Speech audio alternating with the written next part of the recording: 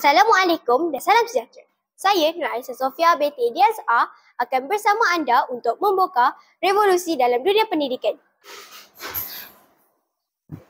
Di era digital ini, bahan digital telah menjadi sebahagian penting dalam kehidupan kita, termasuk dalam bidang pendidikan.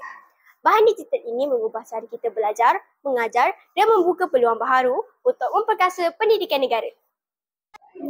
Bagaimana perubahan ini mampu memperkasa bidang pendidikan?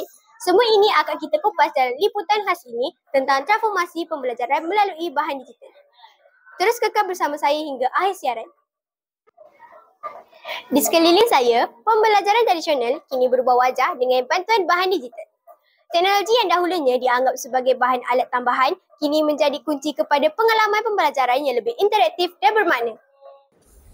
Bahan digital menjadikan pembelajaran lebih menarik dan interaktif.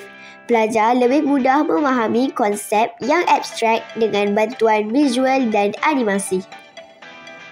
Bahan digital merujuk kepada sebarang kandungan atau maklumat yang disimpan, diproses atau digunakan dalam bentuk digital.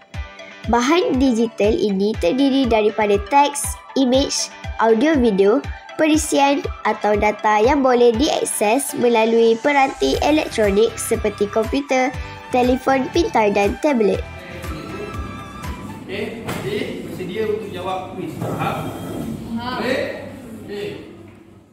Terdapat banyak bahan digital yang dapat membantu dalam bidang pendidikan. Antara bahan digital yang digunakan di bidang pendidikan terutama peringkat sekolah seperti Pelantar Delima, U-Pustaka, Google Drive, Google Form, Dokumen Studio dan Data Studio, Google Site, e-pelaporan generate sijil atau laporan dan yang terkini AI. Bahan digital juga memudahkan akses kepada maklumat dan sumber pembelajaran yang terkini. Murid boleh belajar secara kendiri pada bila-bila masa dan di mana sahaja. Pembelajaran menggunakan bahan digital dapat menarik minat murid untuk belajar secara santai pada bila-bila masa tanpa terikat dengan tempoh waktu tertentu. Bahan digital juga mempromosikan kolaborasi dan komunikasi antara murid. Mereka boleh berkongsi idea, bekerja dalam projek dan belajar bersama. Secara tidak langsung, pendidikan abad 21 diterapkan dalam pengajaran guru di dalam bilik darjah. Selain itu, dapat meningkatkan kemahiran literasi maklumat murid. Berdasarkan statistik, menunjukkan bahawa penggunaan bahan digital dalam pendidikan dapat meningkatkan hasil pembelajaran dan motivasi murid. Oh, hai. Assalamualaikum. Saya Cikgu Anwar. Cikgu RBT daripada SK Lukut.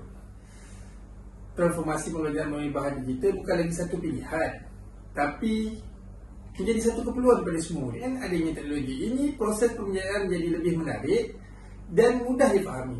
Pelbagai sumber seperti video, simulasi, aplikasi pendidikan dapat membantu meningkatkan pemahaman serta daya kreatif pelajar. Pendidik juga dapat menyampaikan ilmu dengan lebih mudah dan berkesan kepada murid dengan lebih inovasi dan inovatif. Jadi, sekali terima kasih. Dalam dunia pendidikan kita, bahan digital ini bukan sahaja menjadikan pembelajaran lebih menarik dan interaktif, tetapi juga mempersiapkan generasi muda untuk menghadapi dunia yang semakin mencabar. Ingatlah, masa depan adalah pembelajaran digital dan pendidikan adalah kunci kejayaan. Terima kasih kerana meluangkan masa bersama kami dalam segmen khas ini. Kami sangat menghargai sokongan anda dalam menyebarkan kesedaran tentang inovasi pendidikan. Sekian sahaja laporan saya dalam segmen kali ini. Saya Nur Aisyah Sofia binti DSA, juru kamera bersama kru produksi TV PSS melaporkan. Jumpa lagi.